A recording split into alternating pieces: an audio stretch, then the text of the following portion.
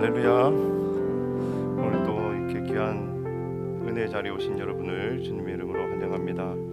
오늘도 성령께서 우리와 함께 하시고 우리의 마음을 아시고 우리의 모든 것을 인도해 주시는 줄로 믿습니다.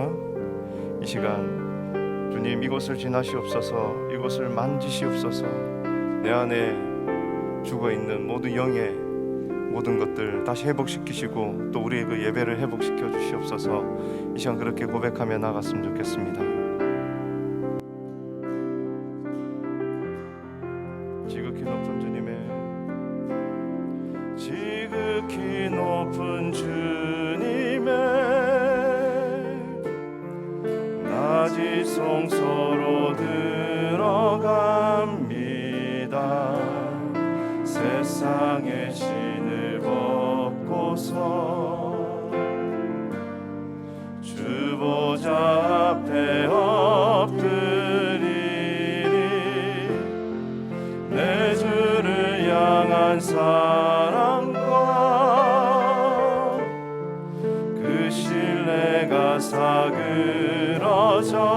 갈 때 하늘로부터 이곳에 장막이 덮이네.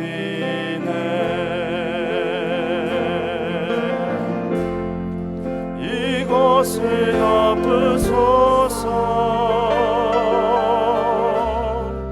이곳을 비추소서.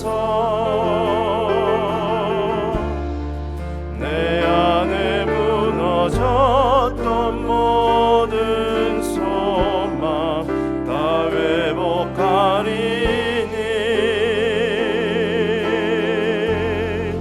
이곳을 지나소서. 이곳을 만지소서. 내 안에 죽어가는 모든 예배 다 살아나리라.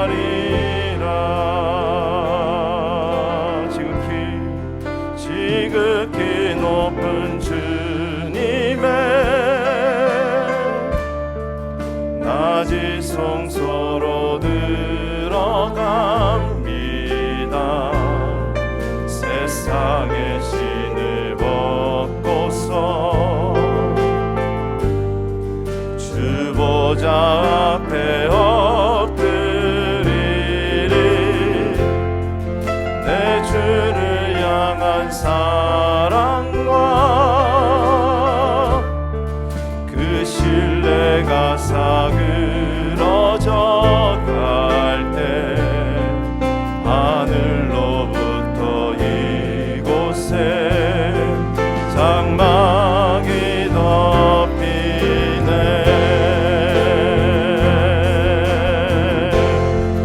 이곳을 덮으소서. 이곳을 비추소서. 내 안에 무너졌던 모든 소망 다 회복하리니. 이곳을 지나소서. 이곳을 만지소서. 내 안에 죽어가는 모든 예배 다 살아나리라. 이곳을 덮으소서. 이곳을 비추소서. 내 안에 무너졌던 모든 소망 다 회복하리니. 이곳을 지나소서. 이곳을 만지소서. 내 안에 죽어 죽어가는 모든 예배 다 살아나리라. 내 안에 죽어가는 모든 예배 다 살아나리라.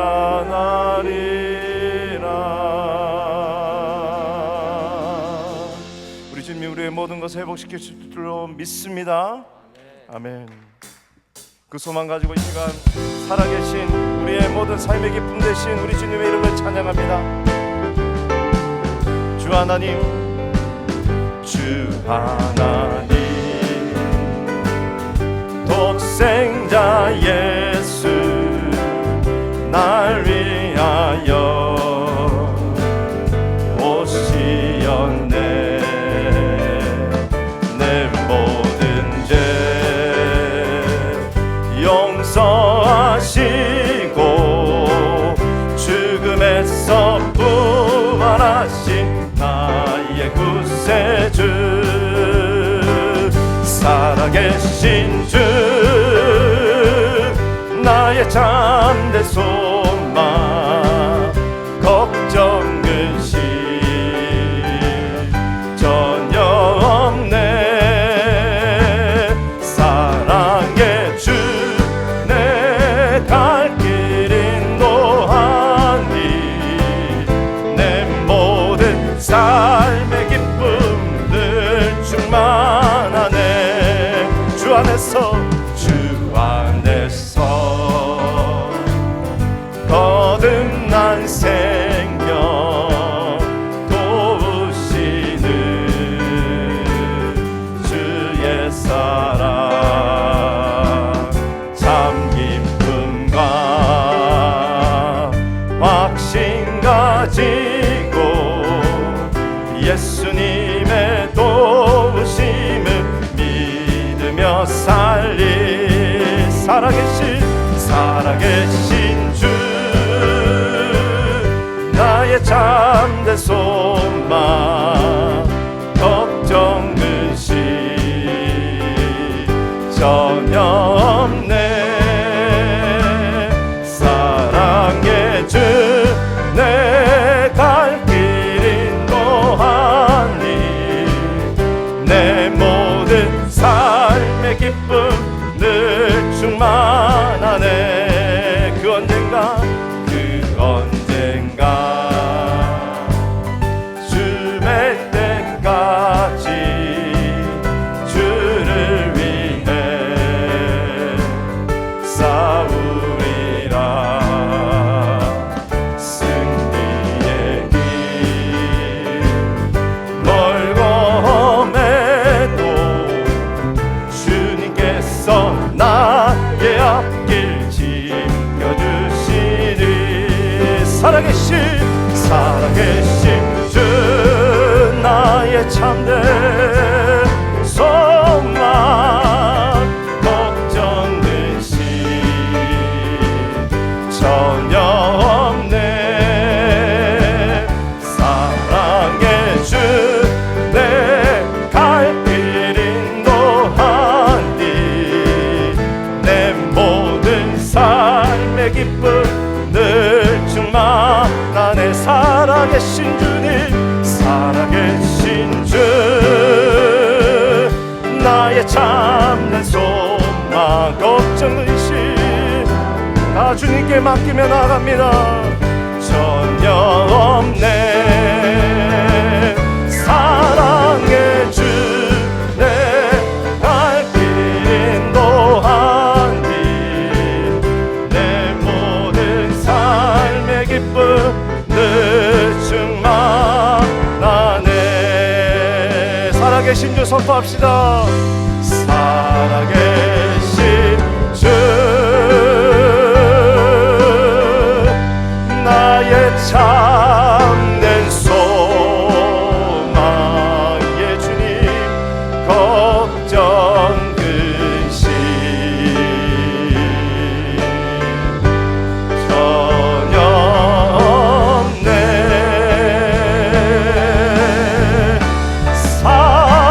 사랑의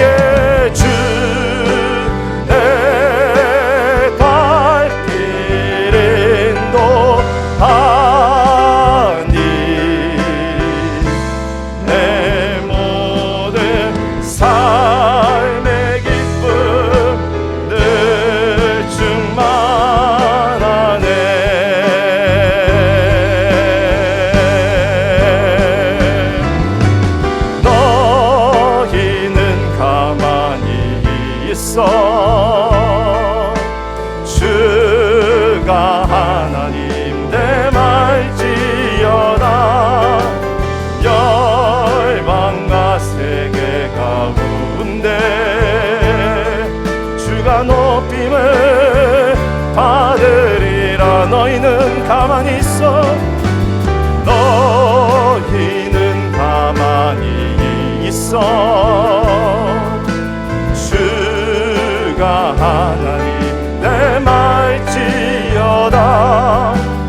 열방과 세계 가운데 주가 높임을 받으리라. 하나님은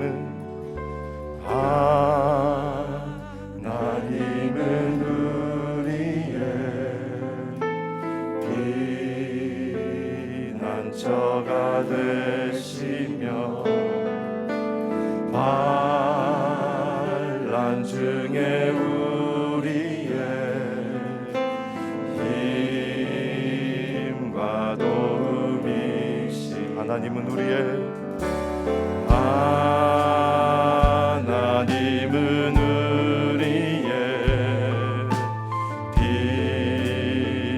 피난처가 되시며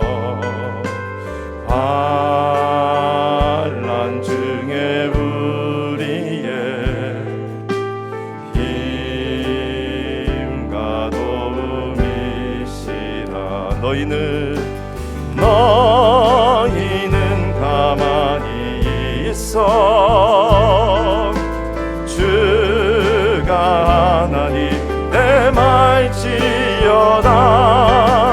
열방과 세계 가운데 주가 높임을 받으리라. 너희는 가만히 있어. 너희는 가만히 있어. 주가 하나님 내 말지어다. 열방과 세계 가운데 주가 높임을 받으. 다시 한 번 더 선포합니다. 너희는 가만히 있어. 너희는 가만히 있어. 주가 하나님 내 말지어다. 열방과 세계 가운데 주가 높임을 받으. 사랑합니다. 사랑합니다 내 아버지. 찬양합니다 내 온 맘 다하여. 선포합니다 예수 그리스도 주님 오심을 기다. 사랑합니다. 사랑합니다 내 아버지. 찬양합니다. 찬양합니다 내 온 맘 다하여. 선포합니다 예수 그리스도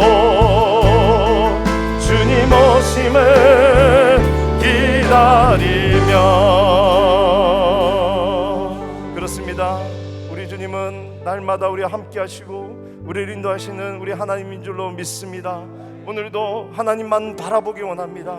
주님 오직 하나님만 바라보고 한 걸음 한 걸음 나가기 원하오니 주여 우리를 인도하여 주시옵소서. 믿음으로 한 걸음 한 걸음 나아가 하나님 주님 예수 그리스도 오시는 그날까지 믿음의 사람으로 서기 원합니다. 오늘도 말씀 주실 때 그 말씀 붙들게 하여 주시고 하나님만 바라는 우리가 되게 하여 주시옵소서. 시간 한번 주여 한번 외치시고 기도하며 나가겠습니다. 주여 오늘 이 새벽 가운데 우리를 불러주심을 감사합니다.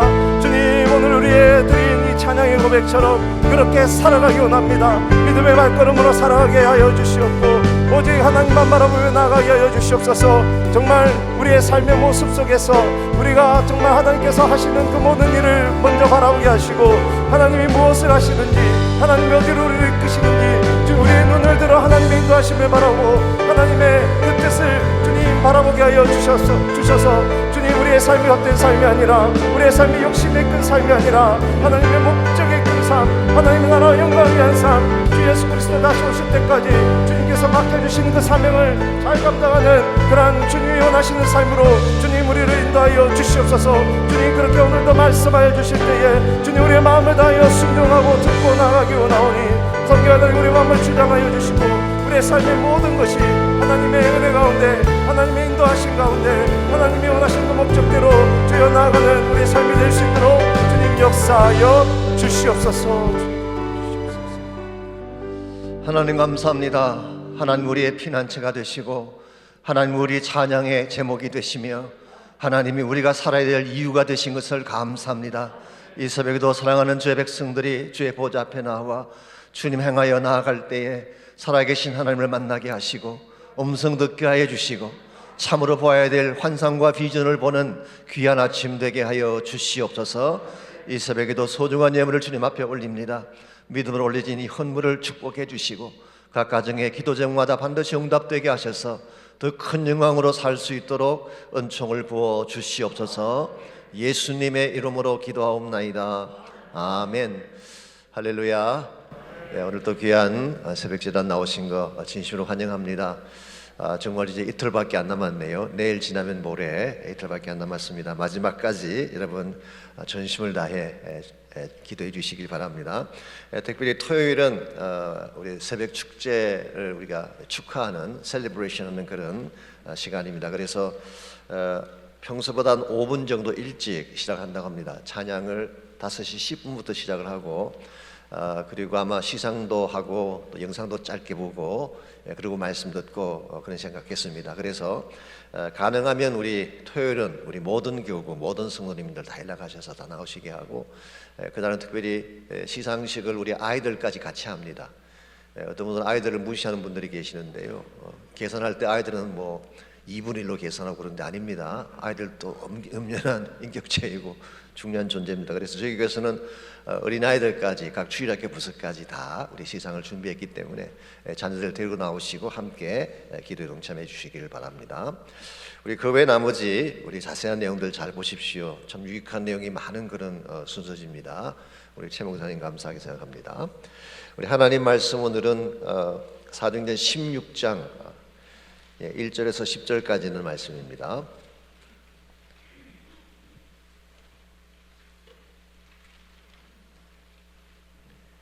네, 찾으셨으면 한 절씩 교독합니다. 바울이 더베와 루스드라에도 이름에 그에게 디모데라 하는 제자가 있으니 그 어머니는 믿는 유대의 여자요 아버지는 헬라인이라.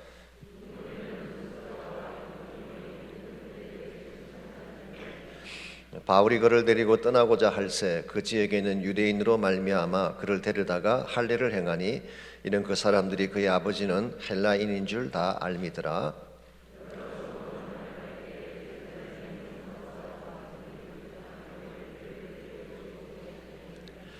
이에 여러 교회가 믿음이 더 굳건해지고 수가 날마다 늘어나니라.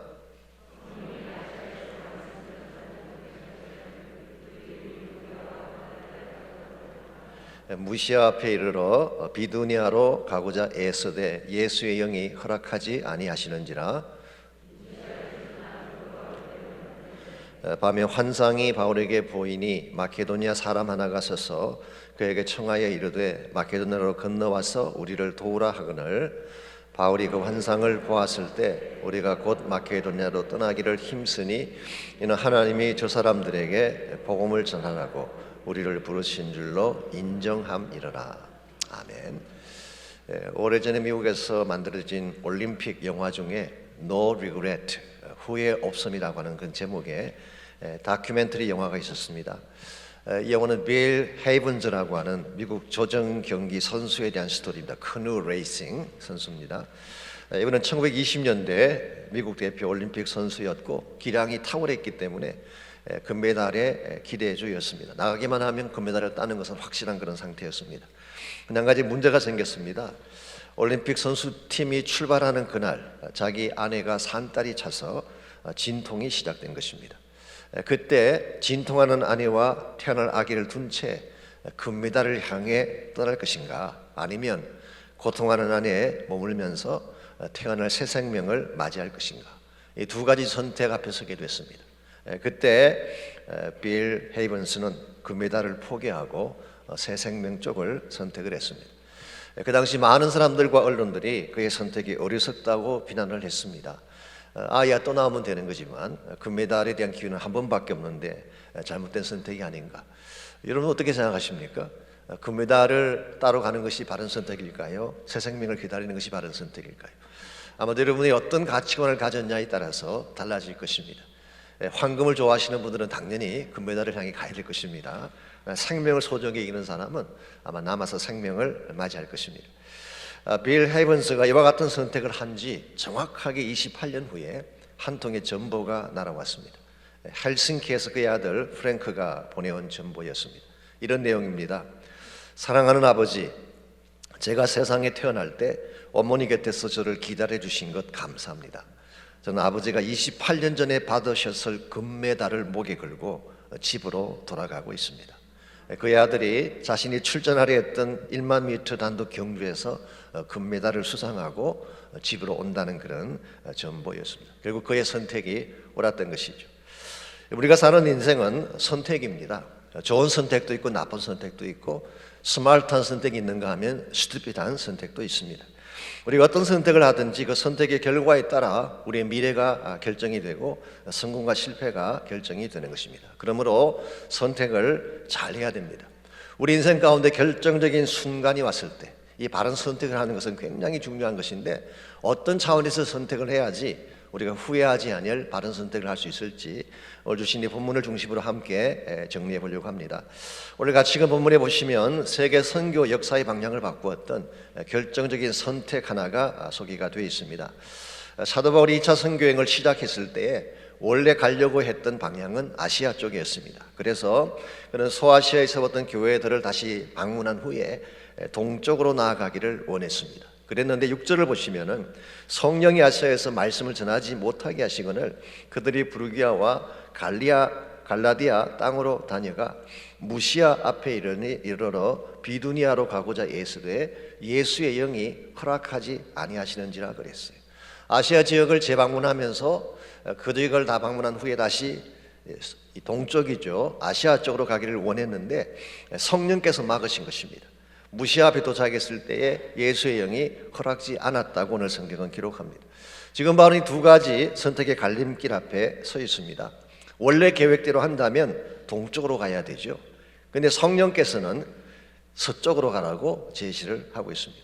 자, 이와 같은 선택 앞에서 바른 방향을 택한다는 것이 쉬운 일일까요? 힘든 일일까요? 사실 우리는 쉽게 이야기합니다. 당연히 하나님 쪽을 택해야지, 그렇게 이야기를 쉽게 하지만 과연 실제 삶에서 하나님 쪽을 선택한다는 것이 과연 쉬울까요? maybe 그렇지 않을 가능성이 많습니다. 비근한 예로 구약 성경에 나오는 에스더를 한번 생각해 보십시오. 이 팥죽 한 그릇에 하나님 나라의 영원한 영광의 권위를 상징하는 장좌권을 팔아 넘기지 않았습니까? 우리 생각에 그렇게 스튜핏한 선택이 어딨냐 그렇게 말할지 모르지만 우리 삶에는 이와 같은 선택을 할 때가 없을까요? 예를 들면 배우자를 결정하려고 할 때에 믿음만 보면 된다라고 이야기하는 분도 계시지만 실제 선택할 때는 가정 보고 집안 보고 가지고 있는 재산 보고 다 선택하잖아요. 말로는 믿음을 이야기하지만 실제 선택할 때 보게 되면 우리 가치관을 따라서 선택을 하는 것입니다. 가룟 유다의 케이스도 마찬가지입니다. 어떻게 돈 몇 푼을 받고 하나님의 아들을 팔아넘길 수 있을까라고 이야기하지만 오늘날도 우리가 정말 하나님을 믿는다고 말하면서 신앙을 팔기도 하고 양심을 팔기도 하고 하나님을 향한 충성을 헌신자까지 버리는 경우도 있죠. 이런 면에서 말은 쉽게 하지만 실제로 바른 선택한다는 것 결단코 쉽지가 않습니다. 오늘 본문을 보시게 되면 사도 바울은 사실은 본인이 원래 플랜을 가지고 있고 방향도 설정을 했고 그에 대한 모든 것을 다 품고 있었음에도 불구하고 하나님께서 다른 방향을 제시할 때에 하나님 쪽을 선택을 합니다. 그 결과 우리 기독교 2000년 역사에 새로운 방향이 설정되게 되고 유럽 선교의 문이 열리는 그런 축복이 주어지게 된 것입니다. 사도 바울이 어떻게 이 결정적인 순간에서 바른 선택을 할 수가 있었을까? 오늘 여러분과 제 삶 앞에도 항상 선택이 기다리고 있는데 하나님이 기뻐하시는 방향으로, 하나님의 뜻과 비전을 이루는 방향으로 선택을 하려면 과연 무엇이 필요할까요? 오늘 본문의 사도 바울의 케이스를 통해서 한 세 가지 함께 정리해 보려고 합니다.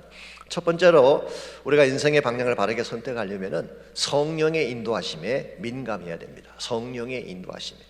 6절과 7절을 다시 보시게 되면요, 바울과 그의 일행이 여행을 하면서 계속 누구와 교통을 했습니까? 성령님과 교제한 것을 알 수가 있습니다. 어디를 가든지 성령님께 여쭤보고 성령님의 음성을 듣고 성령과 함께 달려간 것을 볼 수가 있죠. 이걸 보게 되면 바울의 선교 일정은 발길 닿는 대로 옮겨간 케이스가 아닙니다. 혹은 본인이 계획한 일정에 따라 움직였다기보다는 매 순간순간마다 성령의 음성을 들으면서 그 음성이 지시하는 쪽을 향해 갔기 때문에 방향을 바르게 설정하는 것이 가능했어요. 오늘 여러분과 저의 삶에 있어서도 성령의 역사를 따르는 것은 굉장히 중요합니다. 우리 나름대로는 자신감을 가지고 바른 선택한다고 하지만 사실은 우리 인간이 가진 능력만으로는 바른 선택이 쉽지 않습니다. 왜냐하면 우리 인간의 보편적인 판단 기능이 망가져 있기 때문에 그렇습니다. 성경 말씀에 하면 하나님께서 인간을 창조하실 때에는 퍼펙트한 존재로 창조하셨죠. 하나님의 형상을 닮은 존재로 인격적으로, 영적으로, 육체적으로도 바른 모양으로 창조하셨습니다. 그래서 하나님과 교제할 수 있는, 또 하나님과 대화할 수 있는 이런 퍼펙트한 존재로 만드셨죠. 이걸 로버트 맥크리킨 목사님은 디자이너 모델이라고 불렀죠. 하나님께서 디자인하신 모델이다. 그랬는데 죄가 들어오면서 이게 다 망가지고 말았어요. 우리의 영은 죄를 짓는 즉시 죽어버렸어요. 이걸 우리가 영적으로 죽음이라고 말합니다. 아담이 불순종하는 순간 사실 죽은 거예요. 영이 죽은 것입니다. 두 번째로 우리의 혼이라고 하는 것, 마음이라고 하는 것은 서서히 파괴되어 가는데요, 사실은 죄를 짓는 그 순간부터 우리의 마음은, 우리의 인격은 디스톨트 되기 시작했어요. 왜곡되고 깨어지기 시작했어요.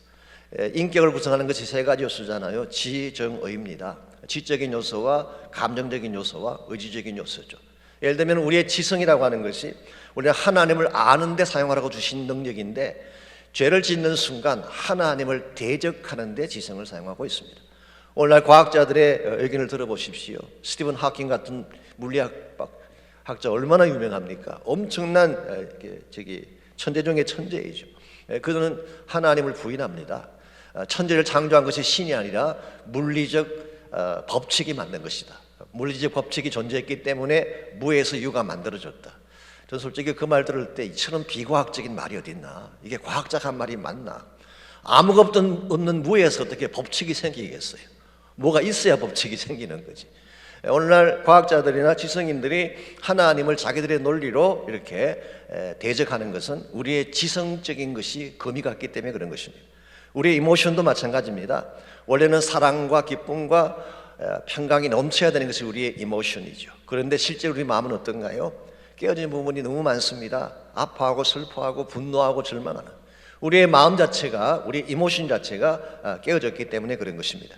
그렇다면 우리의 의지는 어떨까요? 항상 선을 선택할 그런 의지를 가지고 있을까요? 그렇지 않습니다. 선을 거부하고 하나님을 불순종하는 쪽으로 선택을 할 때가 많습니다. 이런 면에서 우리 인간이 가지고 있는 이 보편적인 능력, 이것만으로는 바른 선택을 하고 하나님이 기뻐하시는 방향으로 나간다고 하는 것이 실제로는 거의 불가능합니다. 왜냐하면 우리 네이처 자체가, 우리의 이 본성 자체가 삐뚤어져 있기 때문에. 이걸 우리 성경은 sinful nature, 죄성이라 그렇게 부르고 있습니다. 제가 언젠가 소개해드렸던 그렉 로리 목사님의 재미있는 이야기인데요, 거북이와 전갈에 대한 이야기 기억하실지 모르지만 미국 사람들이 잘 나누는 스토리입니다. 이 터틀 앤 스콜피언이라는 재미있는 이야기가 있어요. 하루는 거북이가 호숫가에서 놀고 있는데 스콜피언 한 마리가 이 전갈 한 마리가 그에게 다가와서 이렇게 간청을 했습니다. 나를 너의 목덩이에 태우고 호수를 한 바퀴만 돌게 해다오. 그게 내 평생 소원이다. 간절하게 요청을 하니까 거북이가 할 수 없이 하기는 해야 되는데 한 가지 걱정이 있습니다. 만일 너가 나를 물면 어떡하느냐고, 물면 나는 죽게 되지 않겠느냐. 그때 전갈이 한 얘기가, 야, 논리적으로 생각해봐. Think it logically. 내가 너의 목을 물면 너도 죽지만 호소한 가운데서 너가 죽으면 나도 같이 죽는 거 아니냐. 그러므로 logically it's impossible. 이 논리적으로 그와 같은 일은 절대 일어날 수 없는 일이야 라고 이야기했어요. 이 말을 들은 거북이가 전갈을 목에 태우고 호소한 가운데로 헤엄쳐가는데 도중에 전갈이 거북이의 목을 물었습니다. 물에 빠져 죽어가면서 거북이가 한 말이, 너가 분명히 logically it's impossible 이라고 이야기했는데 어떻게 나를 물 수가 있느냐. 그때 스콜핀이 대답한 것이 이것입니다. It's nothing to do with logic. 그 논리와 상관없는 거야. That's my nature. 그 나의 본성이야. 내가 아무리 물지 않아야 된다는 논리를 가지고 있어도 내 본성 자체가 물는 본성 가지고 있으면 어쩔 수가 없는 것입니다. 흔히 사람들이 그런 이야기 하죠. 왜 날 사랑한다고 말해놓고 나에게 상처를 주냐 그러는데요. It's nothing to do with logic. 논리와 상관없는 것입니다. 내가 사랑해야 된다는 논리가 있지만 내 마음속에 사랑이라는 것이 깨어져 있으면 사랑할 수가 없는 것입니다.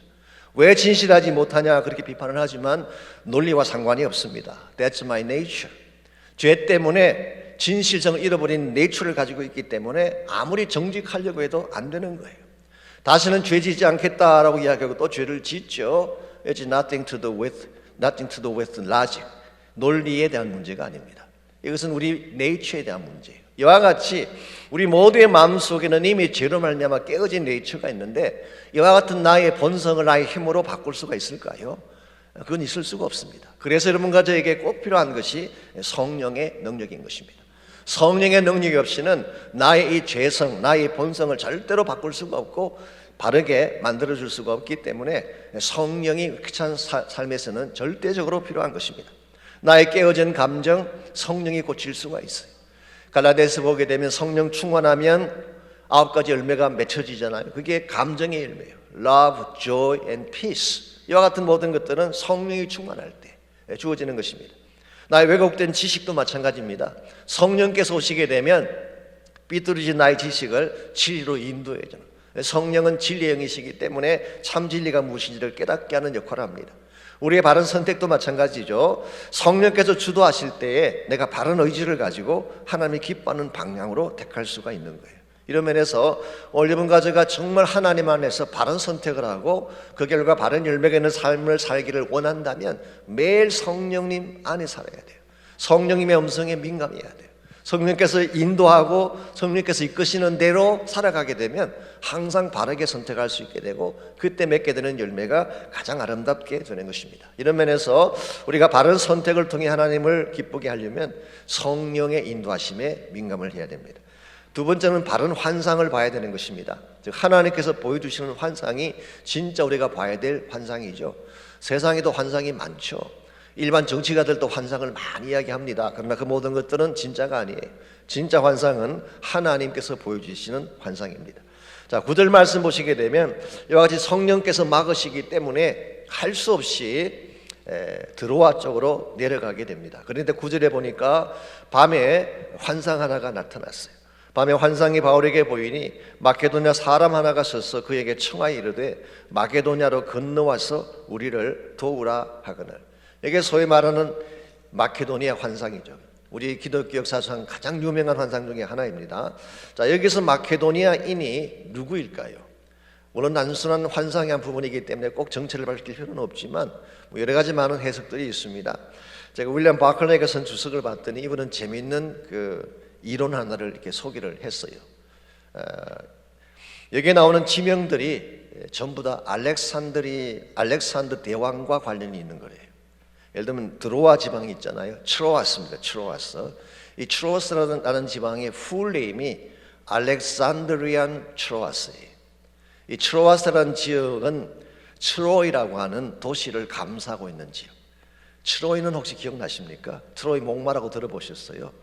예, 그러므로 이 트로아스라는 이 지역 자체가, 드로아라는 지역 자체가 사실은 알렉산더의 이름을 담고 있습니다.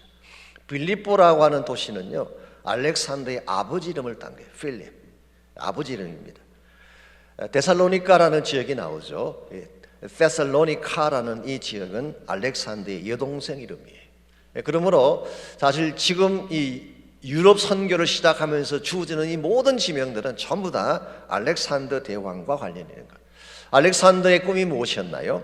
알렉산더의 꿈이 이것입니다. 동양과 서양을 합쳐서 전 세계를 하나로 만들자. 동서양을 하나가 되게 만들어서 전 세계를 한 개로 만들자고 하는 것이 알렉산더의 꿈이었어요. 그와 같은 그의 꿈이 실현됐나요? 실현되지 않았습니다. 여러분, 창과 칼을 가지고 세계를 정복해서 하나로 만들려는 꿈은 절대로 실현될 수가 없습니다. 이와 같이 알렉산더의 꿈은 창과 칼을 들고 온 세계를 하나로 만들겠다는 알렉산더의 꿈은 무산이 됐지만, 오늘 본문 속에 하나님께서 또 한 명의 마케도니아 사람을 세워서 참된 꿈의 실현이 무엇인가를 보여주었다는 것입니다. 동과 서를 연결시켜서 온 세계가 하나 되게 하는 꿈, 그 꿈은 오직 복음을 통해서만 가능합니다. 복음을 통해서만 전 세계가 하나가 될 수가 있고, 그때에 하나님 나라가 이루어짐으로써 진정한 비전이 성취가 되는 것입니다. 그러므로 여기서 바울이 보았던 마케도니아의 환상이라고 하는 것은 사실은 하나님의 나라가 이루어지는 환상, 동과 서를 연합해서 온 세계 열방이 주께로 돌아와서 한 나라가 되어지는 환상, 이것을 의미한다고 볼 수가 있습니다. 바울이 이것을 보는 순간 그런 방향을 턴할 수밖에 없었고, 그 비전이 이끄는 쪽으로 그는 남은 삶을 전진해 갔습니다. 원래가 저의 삶에 있어서도 보아야 될 환상이 필요한데요, 세상의 비전만 보고 사는 사람은 참된 꿈을 꿀 수가 없습니다. 세상 비전이라고 하는 것은 호황될 뿐만 아니라 완전하지도 못하기 때문에 알렉산더의 꿈이 무산되었던 것처럼 세상의 모든 꿈은 절대로 이루어질 수가 없습니다. 그러므로 우리 삶의 현장이 아무리 어둡고 힘들어도 하나님의 꿈을 봐야 돼요. 하나님 나라 비전을 봐야지 낙심하지 않고 낙오하지 아니하고 멈추지 아니하고 어두운 상황에도 불구하고 끝까지 달려갈 수가 있는 것입니다. 이 바락 오바마 대통령이 재직 시기에 휴가를 가게 되면 책을 읽었어요. 그분이 한때 네 권의 책을 읽었는데 그 중에 한 책을 존 아담스라고 하는 미국의 2대 대통령의 전기를 이분이 휴가 가셔서 읽었습니다. 이 존 아담스라는 대통령은 재임 기간 동안에 굉장히 어려움을 많이 겪었던 대통령입니다. 굉장히 어려움을 겪고 정말 힘들게 그렇게 한 사람인데요, 나중에 알려진 사실이지만 이 재임 기간 동안에 존 아담스를 가장 힘들게 만든 장군인이 부통령이었어요. 토마스 제펄슨이라고 하는 부통령이 그렇게 간축되고 상처를 주고 어렵게 만든 것입니다. 결국 이 부통령에게 밀려서 본인은 대통령을 그만두게 되고, 그래서 미국의 3대 대통령이 토마스 제펄슨이 된 것입니다. 이와 같이 상처를 많이 받고 사실은 배신을 당하고 어려움을 겪었음에도 불구하고 존 아담스가 죽는 순간까지 미국을 위해 영광스럽게 일을 하다가 세상을 떠났어요.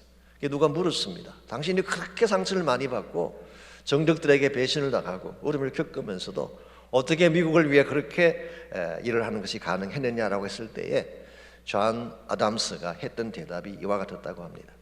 나는 조지 워싱턴 장군과 더불어 독립의 영광을 보았던 사람입니다. 독립의 영광을 보고 나니 내 인생의 다른 어떤 일도 나에게는 문제가 되지 않았기 때문이다.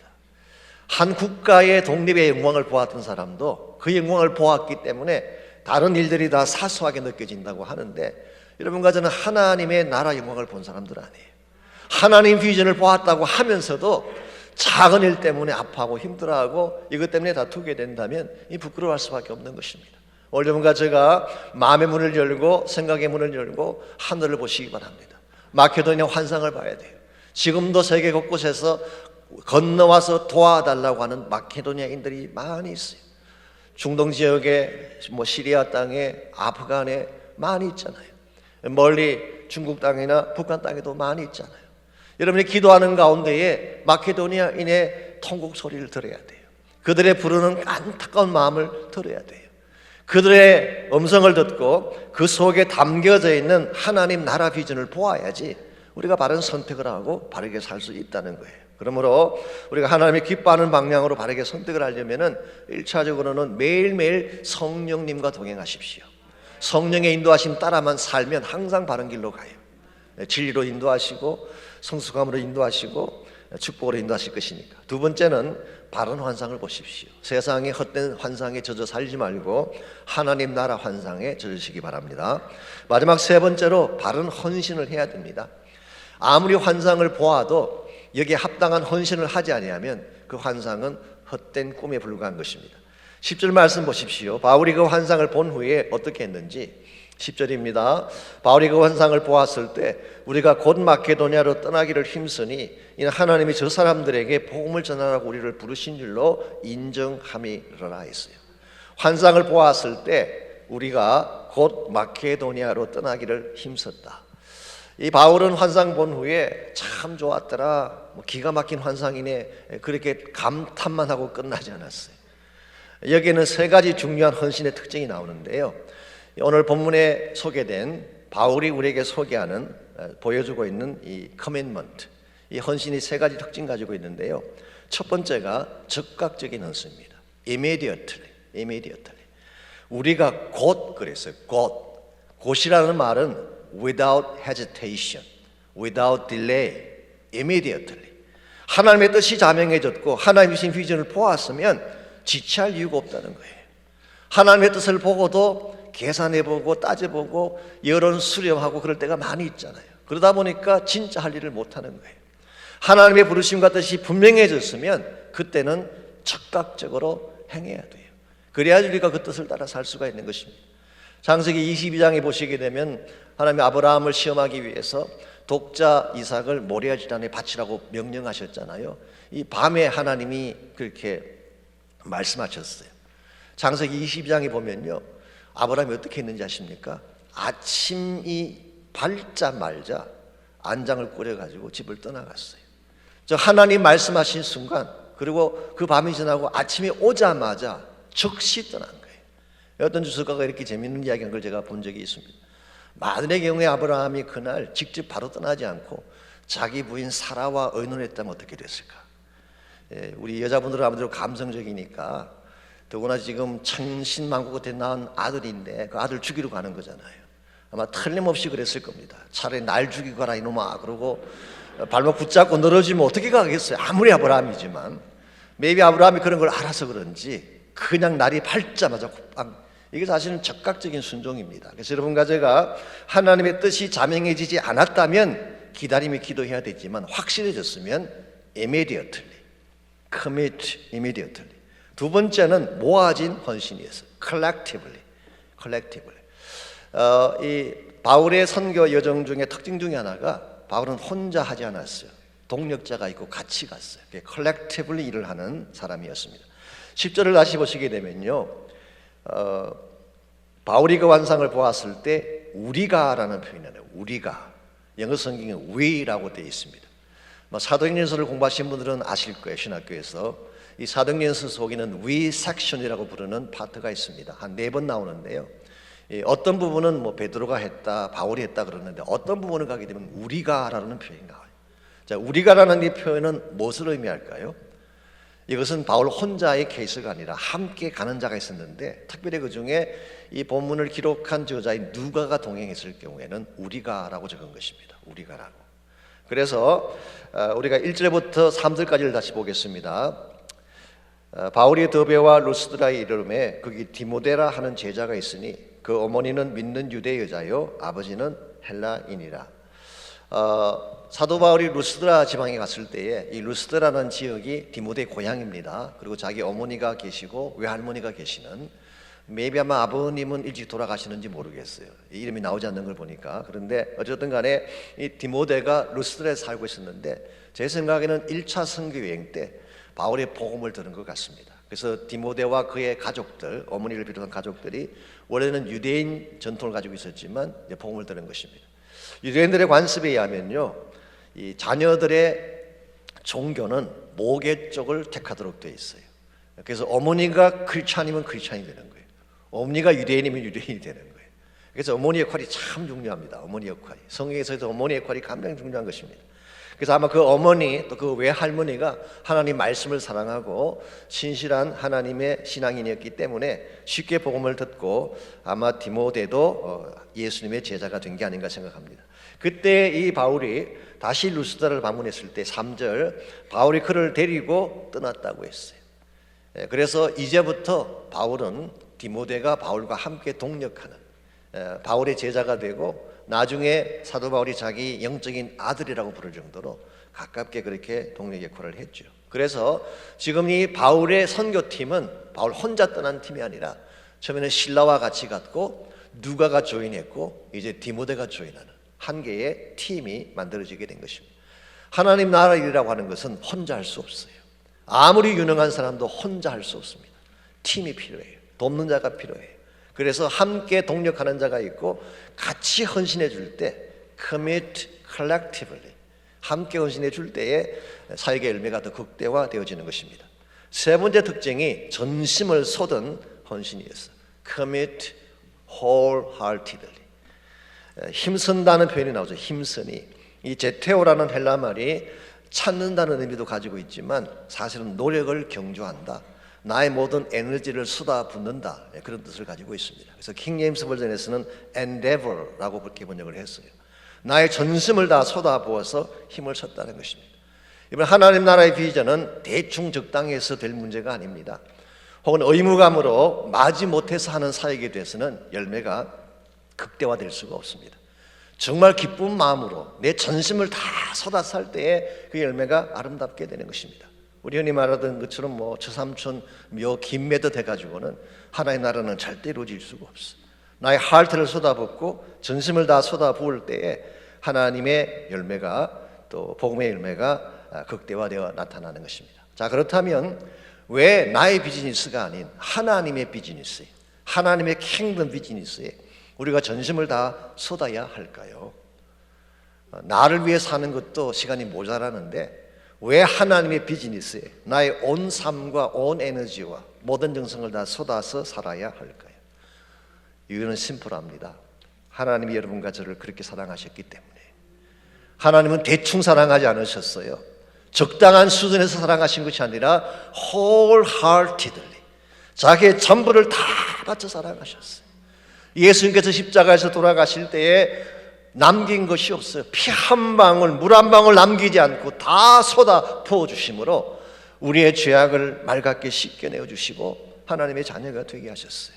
여러분과 제가 우리가 받은 구원의 네이처가 이런 차원이라는 것을 안다면 우리도 마땅히 우리의 전심을 다 쏟은 헌신을 하나님께 드려야 돼요.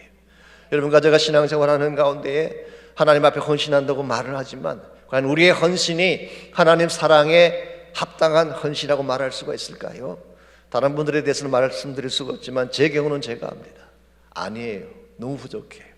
하나님이 나를 사랑하신 것에 비하면 나의 희생이나 나의 드림이 얼마나 모자라는지, 여러분과 제가 하나님 사랑이 얼마나 크고 위대한지를 바로 깨닫고 그분에게 나의 전심을 다 쏟아부어서 헌신할 때에 하나님이 기뻐하는 열매들이 곳곳에서 일어나게 되는 거예요. 요즘 제자 훈련하시는 분들 중에 우리 하나님을 경험하는 삶 하신 분은 잘 아실 것입니다. 저도 그 책을 처음 접했을 때, 처음 제자 훈련 그 교대를 보았을 때 제 마음속에 가장 깊게 와닿았던 도전 중에 하나가 그 허슨 테일러에 대한 스토리를 제가 읽을 때였습니다. 이분은 아시는 대로 중국 내륙 내지 선교회죠. China Inland Mission이라고 하는 것을 창시를 해서 중국 땅에 복음의 씨앗을 뿌렸던 사람. 지금 중국에 뭐 2억 이상의 크리스천이 있다고 하는데 사실 그때 뿌려진 씨앗들이 오늘날 그런 열매를 거둔 것입니다. 이 허슨 테일러가 영국을 떠나서 중국으로 가려고 할 때에 그가 지불했던 대가 중에 가장 아픈 대가가 이것입니다. 홀로 대신 어머니를 영국에 두고 떠나야 되는 것입니다. 혼자서 노년을 보내야 되는 어머니를 남겨두고 선교지로 가야 되는. 허슨 테일러가 리버풀 항을 떠나갈 때에 그 어머니가 그를 배웅하러 나오셨어요. 어머니는 선실로 들어와서 아들과 마지막 찬양을 함께 부르고 아들을 위해 마지막 기도를 해주셨어요. 이게 허슨 테일러가 지상에서 들었던 어머니가 드린 마지막 기도였어요. 어머니는 자신의 감정을 애써 억제하면서 참았지만 배가 떠나갈 때에 차창으로 이 배 창으로 보니까 어머니가 배가 항구를 빠져나갈 때까지 따라오시면서 결국 선창에서 통곡하며 우시는 모습을 보았어요. 이것은 테일러의 가슴을 비수를 찌르는 것처럼 아팠다고 합니다. 그 어머니를 남겨두고 가야 된다는 것 사실. 근데 그 순간 뭘 깨달았는지 아십니까? 아하, 하나님이 세상을 사랑하셔서 독생자를 주셨다는 말씀이 그때 비로소 깨닫게 됐대요. 하늘 아버지가 그의 아들을 이 땅에 보낼 때에 이와 같은 심정이었겠구나.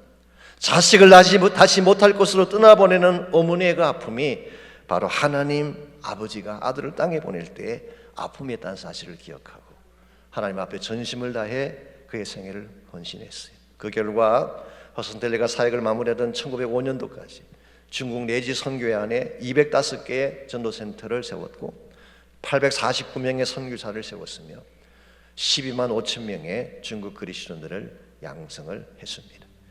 주님이 오실 길을 예배하며 닦은 것입니다. 사랑하는 성도 여러분, 우리가 이 땅을 살면서 복음을 나누며 산다는 것 절대 쉽지 않습니다. 말하기 편해서 복음을 위해 선택하라고 이야기하지만 선택하고 행하기까지 결단코 쉽지 않습니다. 나를 비워내지 않으면 할 수 없는 일이에요. 나를 희생하지 않으면 할 수 없는 일입니다. 주님이 나에게 아무리 환상을 보여주셔도 내가 가진 가장 소중한 것을 내어놓을 때까지 우리는 그 환상을 이룰 수가 없어요. 여러분의 마음속에 진짜 주님을 사랑하신다면 여러분이 주님께 올려드려야 할 가장 소중한 선물이 무엇인지를 기억하며 기도하시면 좋겠어요.